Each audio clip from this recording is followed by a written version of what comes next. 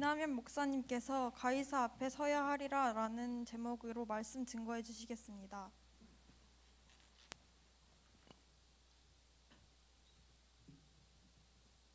하나님 말씀 사도행전 27장 말씀 같이 봅니다.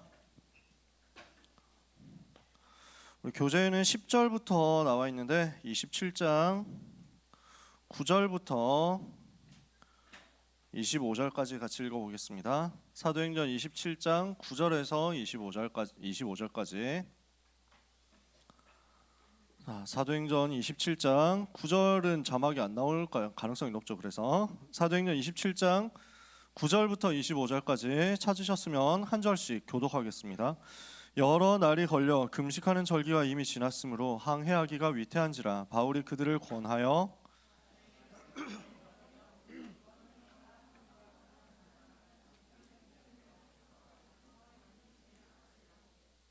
백부장이 선장과 선주의 말을 바울의 말보다 더 믿더라.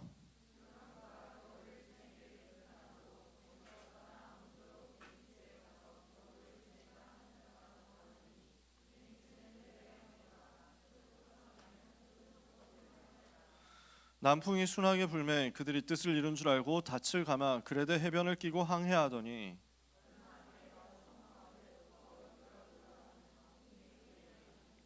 배가 밀려 바람을 맞추어 갈 수 없어 가는 대로 두고 쫓겨가다가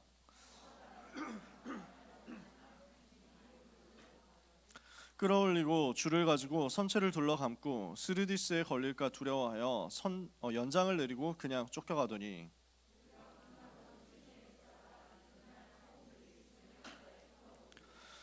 사흘째 되는 날에 배의 기구를 그들의 손으로 내버리니라.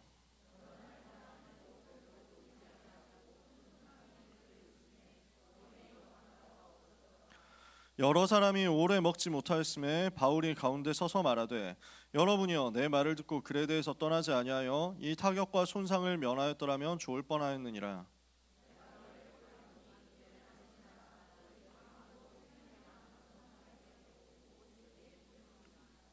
내가 속한 바 곧 내가 섬기는 하나님의 사자가 어젯밤에 내 곁에 서서 말하되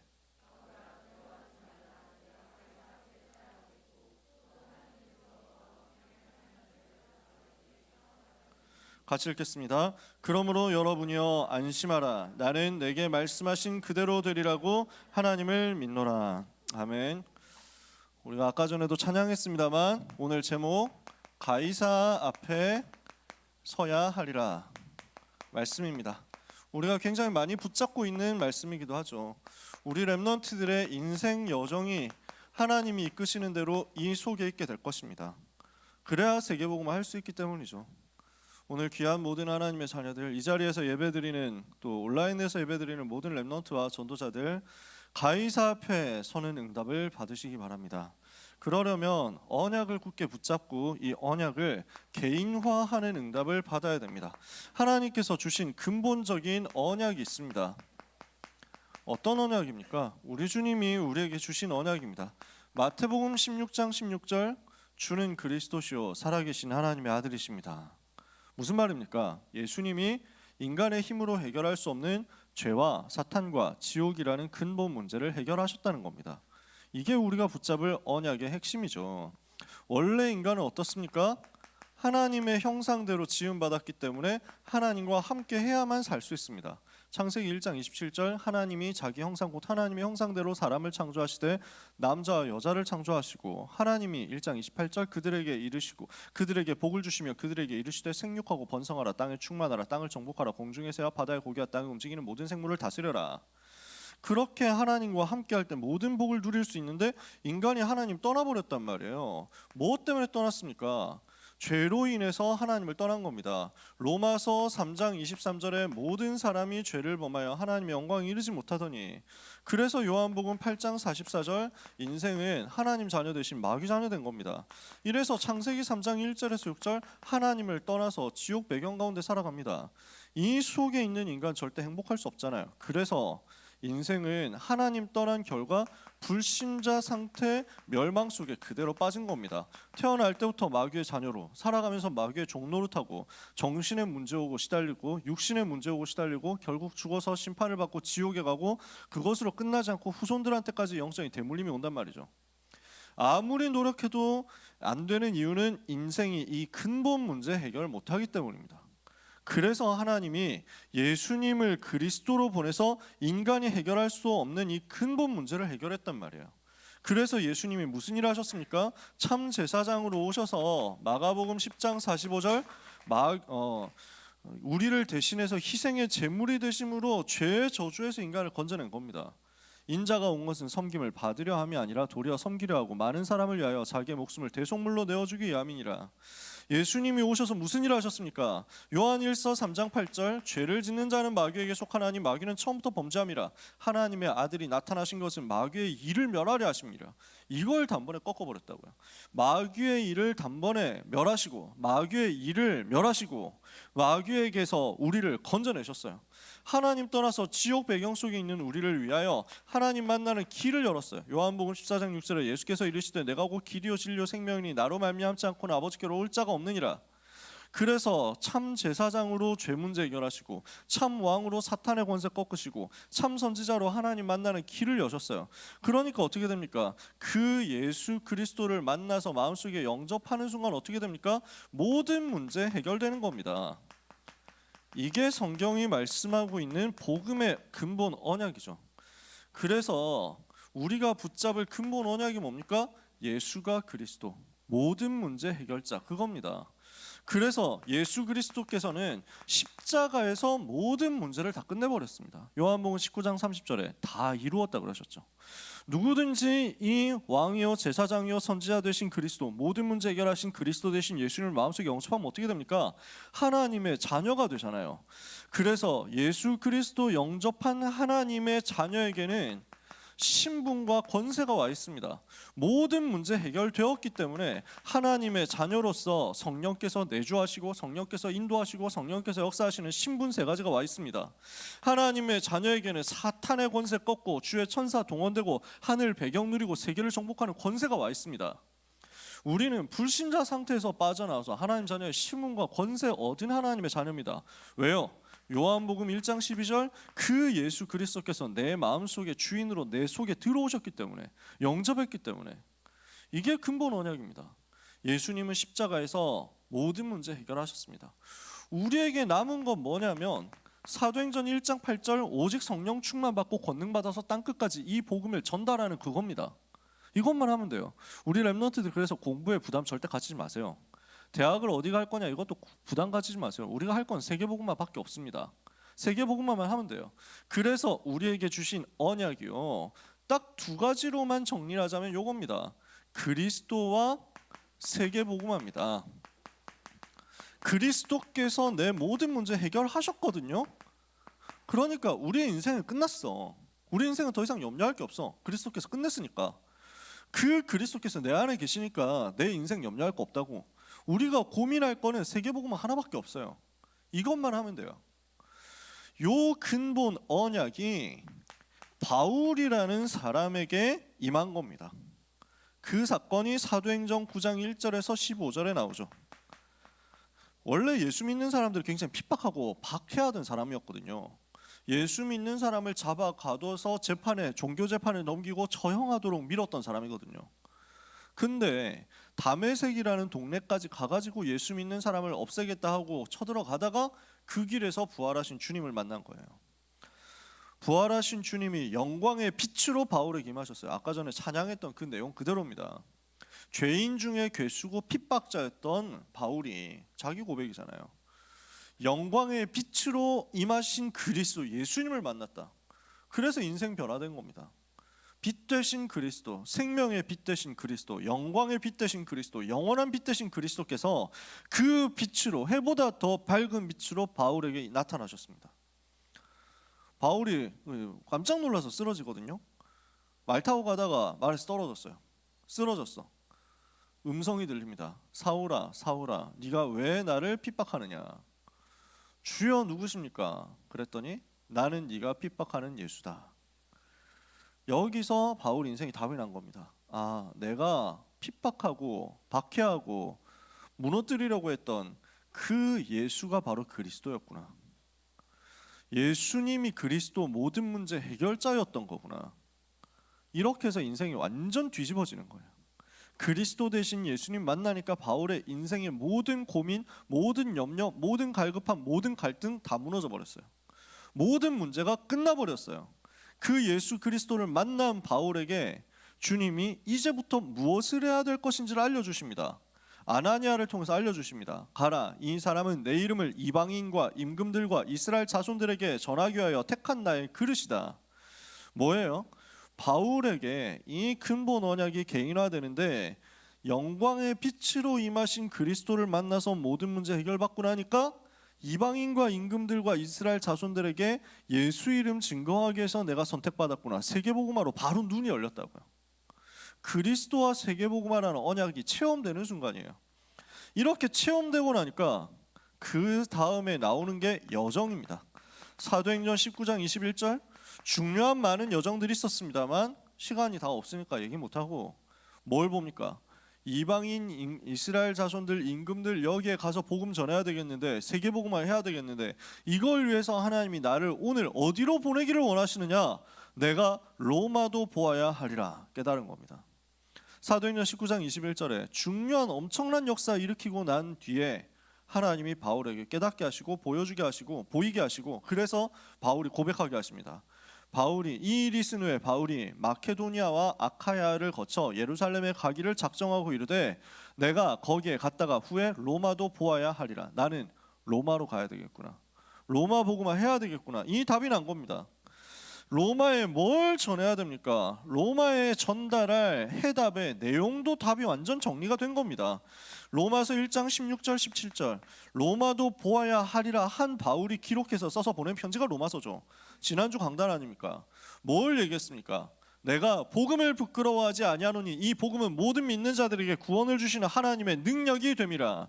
첫째는 유대인에게요 또한 헬라인에게로다. 복음에는 하나님의 의가 나타나서 믿음으로 믿음에 이르게 하나니 기록된 바 오직 의인은 믿음으로 말미암아 살리라 함과 같으니라. 이 엄청난 복음이요, 누구든지 그리스도 예수 믿기만 하면 하나님의 자녀가 되고 멸망에서 빠져나오고 모든 문제 해결을 받는다고 하는 이 복음이요, 값없이 하나님께서 은혜로 주신 그 복음이요, 그리스도 예수의 십자가에서 흘리신 그 피로 말미암아 내게 임한 복음이요, 이 로마에도 반드시 필요하구나. 여기에 대한 답 난 거예요. 복음의 내용 완전 정리됐죠. 이 복음 전해야 될 근성이 준비된 겁니다. 이 복음만이 현장에 필요하다는 확실한 답이 난 겁니다. 로마로 가야 되겠다, 로마에서 복음 전해야 되겠다 하고 결단한 바울, 이렇게 준비한 바울입니다. 그런 바울에게 문제가 옵니다. 고난이 옵니다. 환난이 오고요, 핍박이 옵니다. 여러 가지 고통이 옵니다. 여러 가지 어려움이 옵니다. 재난이 옵니다. 여러 가지로 어려운 문제들이 오는데요, 근데 바울은 어떤 사람입니까? 그리스도 알았기 때문에 망할 수 없죠. 세계복음화 해야 되기 때문에 중간에 이 세계복음화 덜 하고 죽을 수가 없어요. 요 그리스도와 세계복음화라는 언약을 바울은 나의 것으로 붙잡았다니까. 바울이 내 것으로 붙잡고 이것을 구체화시켰다고요. 근본 언약을 개인화한 바울에게 이 근본 언약을, 세계복음화라는 근본 언약을 구체화하는 여정, 로마로 가야 된다는 여정이 언약 속에서 붙잡아졌고, 그 로마에서 증거할 복음이라는 답도 완전 정리가 되어 있어요. 어디로 가야 되는지를 알고 무엇을 해야 되는지도 아는데 이게 하나님이 주신 답인 거야. 그런데 여기 지금 그 일을 그 부분에 대한 미래를 알고 있는 바울에게 문제가 와. 그 문제 때문에 로마로 가는 길이 막히겠냐고요. 그 얘기를 오늘 하는 거거든요.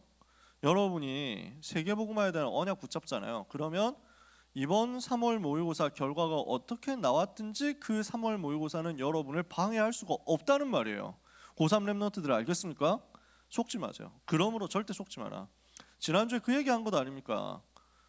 사람 말에 속지 말라고. 틀린 말에 당연히 속지 말아야 되겠죠. 맞는 말에도 속지 마세요. 맞는 말이거든. 너 성적 이거밖에 안 나왔어. 이번 3월 모의사가 너무 중요해. 근데 너 왜 이따위야? 넌 아무래도 안 되겠는데? 너 이따위 공부해가지고 도저히 답 없는데? 너 그냥 저기 그 국내에서는 네가 갈 대학이 없는데 뭐 이렇게 나온단 말이야. 그렇게 해가지고 날카롭게 나올 때 그게 성적 대비해서 맞는 말이거든. 근데 속지 말라고. 우리의 인생은 그런 인생이 아니니까. 아시겠어요? 공부 못했는데 정신승리하라는 데 얘기가 아니에요. 하나님이 우리에게 답을 다 주셨다고요. 여러분의 인생은 그것을 초월하는 세계복음화로 갈 인생이에요. 이 언약을 붙잡아 버렸을 때 여러분은 지금 내가 가지고 있는 모든 어려움을 다 뛰어넘게 되는 정도가 아니라 그 모든 어려움이 발판이 된다고. 이게 오늘 여러분을 붙잡을 내용이에요. 같이 붙잡을 내용이에요. 무슨 말이에요? 다시 한번 정리해 봅시다. 이 언약을 알고 그 언약을 개인화하고 그 언약을 구체적인 방향으로 붙잡고 그 언약을 전달할 수 있는 내용 준비했어. 그런데 나한테 문제가 와. 그런데 나한테 고난이 와. 그런데 나한테 어려움이 와. 어떻게 됩니까? 막을 수 있어요? 못 막는다는 말이에요. 근데 못 막는 정도가 아니고 반드시 승리한다 그 정도가 아니고 이게 길이 된다고요. 오히려 길이야. 세계복음화로 가는 유일한 길이 됐다고. 그러니까 사람들은 이게 바울이 핍박당하고 어려움 당한 줄 알거든요. 바울은 다르게 보는 거예요. 하나님이 부활하신 주님이 바울에게 직접 말씀하세요. 재판을 받고 어려움 당하는 그 고난 당하는 상황 속에 있는 바울에게 그날 밤에 부활하신 주님이 나타나셔서 뭐라고 말씀하십니까? 바울아 두려워하지 마라. 네가 예루살렘에서 나의 일을 증거한 것처럼 로마에서도 증거하여야 하리라 이겁니다. 로마에서도 증거하게 될 것이다. 이 답을 주신 거예요. 이 답을 붙잡은 바울이 깨닫고 무엇을 이야기합니까? 죄수로서 재판받아야 되는데 당당하게 선언하잖아요. 나는 로마 앞에서 죄를 지은 적이 없다. 이 사람들이 주장하는 유대인들이 나를 고발하는 그 유대 율법에 대해서도 죄를 지은 적이 없고 로마의 법에 대해서도 죄를 지은 적이 없다. 나는 로마 시민권자인데 내가 여기서 재판받을 이유가 없다. 나는 가이사께 상소하노라. 가이사 앞에 가는 길이었다는 게 보인 거예요. 로마로 가는 가장 안전하고 가장 정확하고 가장 완벽한 길이 이 핍박이었어요. 이 핍박 안 당했으면은 가이사 앞으로 함부로 가겠어요? 황제 앞에 갈 수 있겠어요? 여러분 우리가 대통령에게 전할 답이 있잖아요. 대통령도 이 복음 없으면 죽잖아요. 대통령도 이 복음 받으면 살잖아요. 그러니까 우리는 대통령 살려야 돼요. 저 바이든 앞에 가가지고 복음 전할 수 있잖아. 바이든 복음 없거든. 확실하게 이 사람 복음 없거든. 그러니까 이 사람한테 답을 전달할 수 있잖아. 그렇다고 해가지고 우리가 내일 당장 뉴욕행 비행기 타고 가가지고 워싱턴으로 갈아탄 다음에 워싱턴 가서 백악관 앞으로 가주십시오 해가지고 문 열고 내가 바이든 앞에 서야 하리라 한다고 문 열립니까? 안 열려. 누가 뭘 한다고 보내주고 어떻게 그렇잖아요. 안 들으면 못 들어간다니까. 바울이 내가 가이사 앞에 전달할 답 가지고 있다 해도 가이사 앞에 가겠습니까? 갈 길이 열린 거야. 이 말도 안 되는 누명과 어려움 때문에 재판을 받게 됐는데 그 재판받는 상황에서 바울에게 주어진 로마 시민권의 법적 권리를 가지고 나는 가이사께 상소하노라 이렇게 돼버린 거예요. 법적으로 주어진 권리야. 그래서 가이사 앞으로 가는 겁니다. 죄수의 몸이지만 황제 앞으로 가서 복음 전할 수 있는 길이 열린 겁니다. 그래서 오늘 렘넌트는 뭐 붙잡으면 되냐면요. 정확한 언약 붙잡으면 돼요. 그 언약을 붙잡고 나에게 적용시키세요. 나의 버전으로 언약을 붙잡으라는 거예요. 내 스타일로 나에게 주어진 인생에 대한 적용할 수 있는 부분 찾아가지고 내 것으로 언약을 만드세요. 제가 이걸 아무리 더 설명하고 싶어도 더 이상은 말의 한계가 있어. 여러분이 이번 주간에 깨닫게 되기를 바랍니다. 이 시간에 성령께서 여러분에게 깨달음 주시기를 바랍니다. 그래서 여러분이 개인화하고 그 개인화한 언약을 가지고 여정을 구체화시킨다. 바울은 세계복음화라는 단어를 두고 로마라는 단어로 구체화시킨 거예요. 그래서 류 목사님이 지금 세계복음화라는 것을 두고 237 5천 종족이라는 단어를 주신 거예요. 구체화하라고. 세계복음화라고 하면 막연하잖아. 여러분 전 세계 나라 몇 개 있습니까? 전 세계 나라 몇 개 있어요? 237개 나라 있어? 몰라. 모른다니까. 그러니까 237개 나라라고 되어 있는데 그때 우리가 산업선교에서 조사를 했거든. 중직자 대회 때인가? 그래가지고 산업인 대회 때인가? 전 세계 237개 나라 이름을 다 적어가지고 국기와 함께 이제 그 산업인 대회 중직자 대회 때였나 보다. 중직자 대회 하는 벽면에 RUTC 벽면에 쫙 붙여놓겠다 이렇게 된 거야. 그래서 나보고 연락이 왔어. 목사님 237개 나라 한번 그 명단을 한번 뽑아주십시오 해가지고 이미 다 뽑아져 있으니까 그거 확인해 주시면 됩니다 해가지고 세 보니까 237개가 안 맞아. 그래서 보니까 240 몇 개 돼. 근데 그 240 몇 개 중에서 보면 나라가 아닌 것들이 많아. 그러니까 뭐 예를 들어서 지금 우크라이나에서 전쟁하잖아. 근데 그 우크라이나에서 전쟁하면서 러시아가 뭐 대충 조작을 해가지고 뭐 그 러시아 꼬붕들을 만들어서 그 뭐 이렇게 괴뢰 국가라고 하거든. 그런 나라들 막 크림 공화국, 뭐 도네츠크 공화국 이렇게 해가지고 국제적으로 인정 못 받는데 러시아가 억지로 만든 나라 그런 것들 포함하니까 240개가 넘어. 그런 것들을 다 잘랐어. 그러니까 이번에는 220 몇 개밖에 안 돼. 그래가지고 이거 실무하는 랩넌트가 연락 왔다니까. 목사님 어떻게 하면 좋을까요? 적당하게 주작합시다. 그렇지? 주작했어.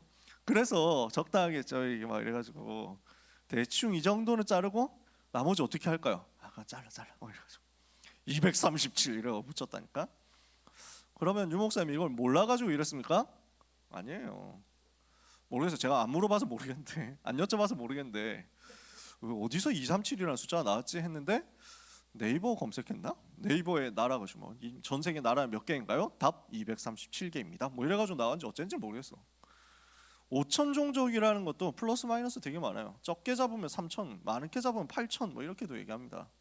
몇 개인지 모릅니다. 한 번도 아예 선교사가 가본 적도 없고 복음을 들어본 적도 없는 원시 상태 비슷하게 살아가는 종족은 100개 정도 된다고 합니다. 그리고 복음은 들었는데 어떻게든 직간접적으로 그 종족에 복음이 들어가긴 했는데 복음화율이 3%도 안 되면 그걸 미전도 종족이라고 학술적으로는 그렇게 얘기해요. 그래서 옆에 있는 일본도 미전도 종족이야. 복음화율이 0. 몇 %밖에 안 되거든. 그러니까 미전도 종족 넓게 잡으면 또 많고 적게 잡으면 적어. 그러면 왜 237, 5천이라는 얘기를 하느냐면 그래야 구체화가 되니까요. 그래야 손에 잡히게 되니까요. 세계복음화 1천만 전도제자라고 우리가 기도 제목을 잡습니다. 이유가 뭡니까? 1000만 명 딱 나오면 그 순간 세계복음화 됩니까? 아니에요. 근데 우리가 매일 붙잡고 구체적으로 기도하자는 거예요. 그래야 이 언약이 살아있는 언약이 되는 거야. 교과서 속에 글자로 박제되어 있는 언약 아니고 나의 삶에 살아있는 움직이는 활성화되어 있는 언약이 되는 거야.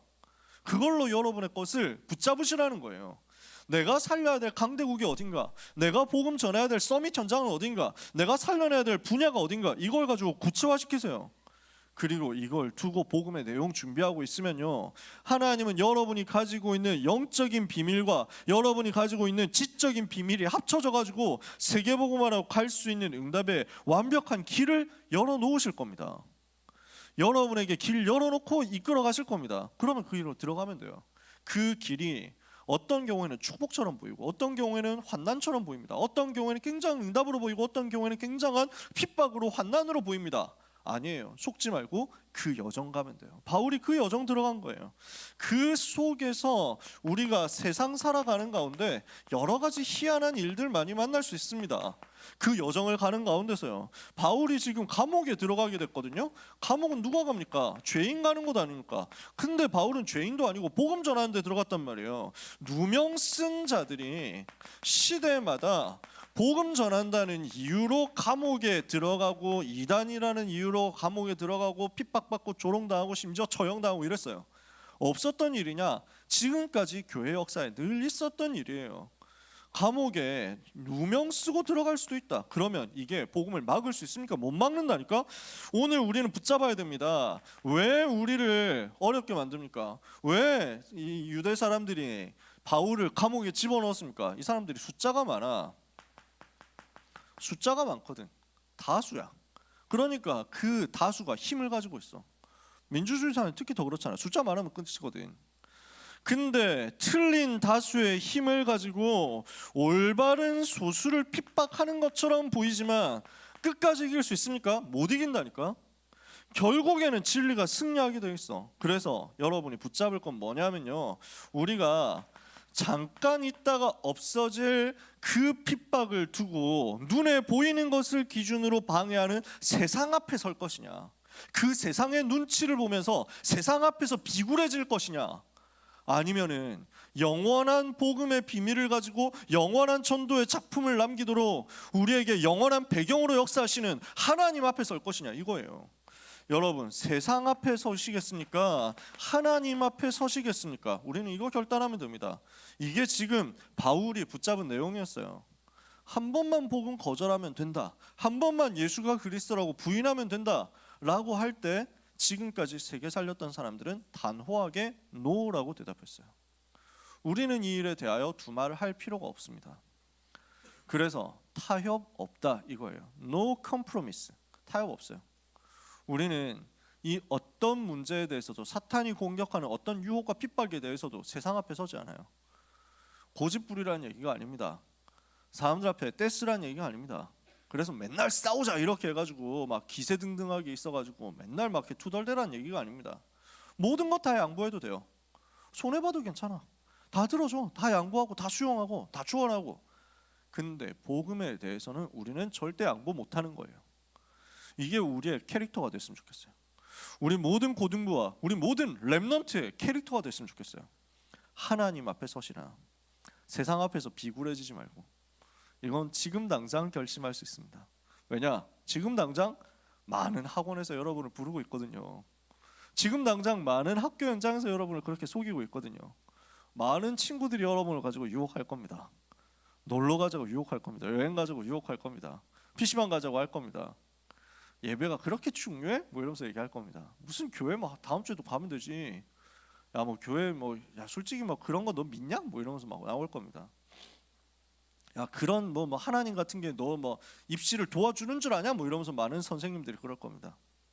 수많은 핍박과 환난과 유혹 앞에서 흔들리지 않을 일평생의 근성, 하나님 앞에 서는 결단이 오늘 렘넌트 여러분의 것이 되기를 예수 그리스도 이름으로 축복합니다. 두 번째입니다. 이래서 바울이 가이사 앞에 상소해가지고 이제 죄수의 몸으로 배 타고 로마로 가게 됩니다. 근데 거기에 가는 길에 풍랑을 만난 거예요. 그 속에서 우리가 붙잡을 교훈이 있습니다. 사람은 이 풍랑을 막을 수가 없어요. 하나님의 말씀과 전도자의 말을 무시합니다. 세상은요, 말씀을 그렇게 중요하게 생각하지 않습니다. 말씀을 귀하게 생각 안 합니다. 별거 아닌 것처럼 생각합니다. 그래서 어떻게 합니까? 오늘 본문에 나왔잖아요. 우리가 읽었잖아요. 27장 9절에 금식하는 절기가 지났으므로 항해하기가 위태하구나 바울이 알았어요. 바울 현장 많이 다녔잖아요. 세계를 정말 많이 다녔거든. 그러니까 배 타본 적도 많고, 어떤 때는 계절상 굉장히 풍랑 많이 불겠구나 이런 거 다 안다니까요. 물론 선장과 선주는 바울보다 더 배를 많이 탔을 겁니다. 이 사람들도 알았을 겁니다. 근데 선장과 선주 입장에서는 바울의 말 되게 시덥지 않게 생각한 겁니다. 지도를 그릴 공간이 있으면 그리겠는데 아마도 지도 그릴 자리는 안 나올 것 같아요. 그렇죠? 그래서 배 타고 지금 가는데, 자 여기다 그려봅시다. 여기 뭐 대충 지금 이 정도에서 출발해가지고 바울이 배 타고 이렇게 옵니다. 여기가 그레데라는 섬입니다. 성경에 그레데라고 나와 있어요. 지금 크레타 섬이죠. 여기쯤에 도착한 거예요. 여기가 미항이라는 곳입니다. 페어헤이븐 뭐 이렇게 해가지고 영어로 나와 있습니다. 여기에 왔는데 여기는 조그마한 도시야. 아주 조그마한 항구야. 바울 지금 여기에 간신히 도착했는데 여기에서 멈추자라고 바울이 얘기한 겁니다. 그런 아주 큰 섬은 아니거든요. 이 크레타 섬이. 여기에서 멈추자라고 얘기했는데 그러지 말고 여기까지는 가야 된다라는 겁니다. 여기가 베닉스, 영어로는 피닉스라고 되어 있는 그 도시입니다. 그러니까 선장과 선주의 말은 뭐냐면은 여기에서 꼴랑 여기까지만 가면 되는 건데 그 뭐 어렵냐라는 거예요. 이걸 좀 지도를 확대해가지고 보면 얼마나 가까운 거리인지를 좀 볼 수 있을 건데 그렇게 못 해가지고 아무리 오래 걸려도 하루면은 갈 수 있는 정도의 거리밖에 안 돼요. 몇 시간이면 갈 수 있다고. 몇 시간이면. 그러니까 이 미항이라는 이 항구는 너무 작아가지고 불편하다는 말이지. 그리고 여기는 편의 시설 같은 게 없어. 겨울 되면은 이제 풍랑 많이 불고 바람 많이 불기 때문에 지중해성 기후에서 그래서 겨울에는 항해하기가 어렵다. 그러니까 겨울 석 달 동안을 보낼 장소가 필요한데 여기는 너무 작은 도시여가지고 위락시설, 편의시설 없다. 매점도 별로 없고 식당도 맛있는 거 별로 없고 어디 놀러 갈 만한 클럽도 없어. 여기에서 석 달 보내면 너무 재미없거든요. 그것보다는 훨씬 더 큰 항구도 있고 편리하기도 하고 시설도 잘 갖춰져 있는 이 베닉스 가가지고 석 달 보내면 되는데 뭐 계절상 어렵다고 해도 여기서 여기까지 가는 거 진짜 쌉가능이거든요. 개 쉽거든요. 라고 하면서 얘기합니다. 그러니까 이 배에서 항해를 결정할 수 있는 백부장이 선장과 선주의 말을 바울의 말보다 더 믿는 거죠. 세상 사람들은 전문가 많습니다. 그 전문가의 말을 듣지 전도자의 말을 안 듣습니다. 하나님 말씀 별로 안 듣습니다. 그래서 이 사람들은 뭐 하는 거냐면 자기 이익, 자기 편의, 자기가 지금 잠깐 쉬어야 되겠다 이거예요. 잠시의 것을 가지고 따라가는 거예요.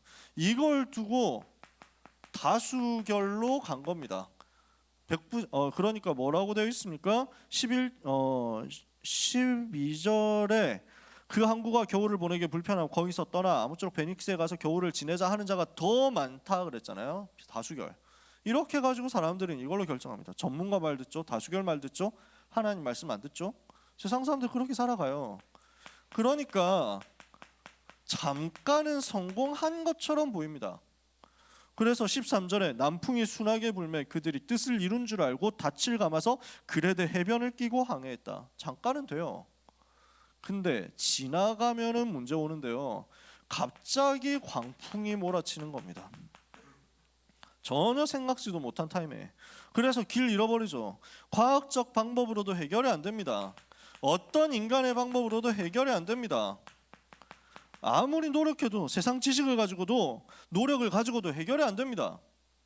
전혀 해답이 없이 이제는 떠내려가게 된 거예요. 풍랑 만나가지고 다 죽게 된 상황이 된 거야. 이번 주에 제주도에서 교역자 수련회를 하고 왔거든요. 그래서 우리 몇 분 전도사님, 목사님하고 같이 팀 돼가지고 마라도를 갔거든. 처음 가봤어. 그래서 마라도 가서 짜장면 먹고 왔잖아. 그 마라도 가는데 제주도에서 30분 딱 배를 타고 가는 거야. 30분. 별로 안 멀어. 가까이 있어. 배 타고 털털털털 가는데 그날 날씨가 좀 안 좋았어. 비가 좀 왔었고 그 다음에 바람이 많이 불더라고. 그래서 막 출렁출렁 하는데 저도 진짜 오랜만에 바다에서 배를 타봤거든요. 정말 오랜만에. 그러니까 막 되게 토할 것 같은 거야. 진짜. 내가 왜 이러지 싶더라고. 되게 자존심 상하더라고. 내가 적어도 이제 세계복음화 해야 될 사람인데 멀미 따위에 뭐 이러면서 막 되게 자존심 상하는 거야. 그래서 막 이대로 있을 수 없다. 나는 참을 수 있어. 막 하다가 막 나가봤거든. 나가니까 바람 맞고 하니까 훨씬 좋더라고. 그래가지고 너무 기운 내가지고 우리는 이제 막 그 일본에서 온 김성령 전도사님과 함께 이거 완전 원피스 아닙니까? 뭐 이러면서 막 그래가지고 난간 잡고 같이 원피스 1기 오프닝 부르면서 갔잖아. 막 위아 온더 크루즈 하면서 막 나침반 따윈 필요 없네 하면서 막 이래가지고 네. 자 일본어를 전혀 모르지만 그 노래는 대충 이제 무슨 가사인지는 잘 모르고 발음 뭉개진 발음으로 부를 수 있다는. 네. 여기서 부르면 또 안 되겠죠. 그래가지고 가이조 고니와 오래 안 나루 뭐 이러면서 막 개드립 막 치면서 달렸어요. 완전 초딩이 되더라고. 네, 그 와중에 우리 딸은 같이 갔던 목사님은 멀미가 너무 심해가지고 완전 기운 다 빠져가지고 들어 누워 있었다니까. 그래가지고 목사님 나오십시오. 여기 바람 좀 쐬면 괜찮습니다. 그럴까요? 해가지고 올라오셔가지고 겨우 붙잡고 좀 낫네요 이래가지고 있었다니까. 진짜 활기찬 분인데 뭘 느꼈냐? 풍랑 이걸 느꼈다니까. 고작 30분에 제주도에서 마라도 가는 거 눈에 보이는 그 여정인데 그거 비 조금 왔다고 출렁출렁 한다고 이래가지고 지금 이게 컨트롤이 안 돼. 지금 풍랑 만났다니까. 누가 막을 수 있냐고. 해결할 수 있는 게 뭐냐고. 풍랑을 만났어. 네가 할 수 있는 게 뭔데 이거예요. 하나님은 그거 얘기하시는 거예요. 네가 거기서 할 수 있는 게 뭔데? 기껏해야 할 수 있는 것 우상에게 비는 것밖에 더 있냐? 뭐 이러면서 하나님이 못하잖아요. 어떤 노력을 가지고도 막을 수 없는 겁니다. 그 풍랑 시대 속에 들어온 겁니다. 하나님을 무시하고 말씀 무시했는데 결국 풍랑 들어오는 거예요. 결국 재앙 들어오는 거예요. 이때 하나님께서 전도자를 통해서 주인이 바뀌도록 그 배에 역사하신 겁니다. 전도자의 메시지가 선포되는데요. 뭐라고 합니까? 바울이 나서가지고 얘기하잖아요. 내가 출발할 때 얘기하지 않았냐? 여기서 멈추자고. 그 말 들었으면 우리 여러 가지 손해 안 받겠지. 그러나 이제는 괜찮다. 걱정하지 마라. 이제는 안심하라. 해답을 주죠. 평안을 줍니다. 왜 그렇습니까? 나의 속한 바 내가 섬기는 하나님의 사자가 어제 밤에 내 곁에 서서 말하되, 세상 압니까? 이 영적 세계 압니까? 몰라요. 세상이 절대 알 수 없는 영적 세계의 비밀을 가지고 답을 주는 겁니다. 어젯밤에 내가 속한 바 내가 섬기는 하나님의 사자가 내 곁에 서서, 주의 천사가, 주의 사자가, 주의 군대가 오늘도 렘넌트를 위해서 동원되는 겁니다. 보좌의 세계에서 하나님은 주의 천사를 보냅니다. 성삼위 하나님이 지금도 역사하시는데 그 보좌의 배경을 가지고 렘넌트와 함께합니다. 이 보좌의 능력과 권세를 가지고 현장 들어갔을 때 실제 현장을 장악하고 있는 귀신과 어둠의 권세는 무너집니다. 요 영적 세계를 가지고 현장으로 들어가라. 그래서 뭐에 대한 답을 줍니까? 바울아 두려워하지 마라. 네가 가이사 앞에 서야 하겠고 또 하나님께서 너와 함께 항해하는 모든 자를 다 내게 주셨다 하였으니 그러므로 여러분이여 안심하라. 나는 내게 말씀하신 그대로 되리라고 하나님을 믿노라. 우리는 이거 누리는 겁니다. 우리는 이유 있습니다. 가이사 앞에 가야 되는 이유 있어요. 그 속에서 오늘 나의 현장 하나님께서 내게 다 붙이신 거예요. 오늘 나와 같이 배 타고 가는 사람 하나님이 나한테 붙이신 거예요. 그 현장을 장악해버립니다. 이러니까 어떻게 됩니까? 주인공이 바뀌어버렸어요. 영적인 주인공, 영적인 선장이 바뀌어버렸어요. 그 배의 주인이 그때까지는 백부장이었고 선장이었고 선주였는데 복음 가진 전도자로 바뀌었어요. 그리스도께서 그 현장 주인 되시는 순간 운명 무너지는 거예요. 그리스도께서 그 현장의 주인 되시는 순간 사탄의 권세는 무너지는 거예요. 그리스도께서 여러분의 인생의 주인 되는 순간 여러분의 인생은 가이사 앞에 서는 인생이 됩니다. 그리스도께서 여러분 현장의 주인 되시는 순간 여러분 현장에 재앙이 떠나가고 여러분 때문에 렘넌트 한 사람 때문에 현장의 운명 바뀌어서 다 사는 겁니다. 믿으시기를 주님의 이름으로 축복합니다. 이렇게 해서 온 세계 하나님의 역사가 전달되는 겁니다. 어떻게 전달되죠? 그 배에 타고 있는 모든 사람이 다 살았잖아요.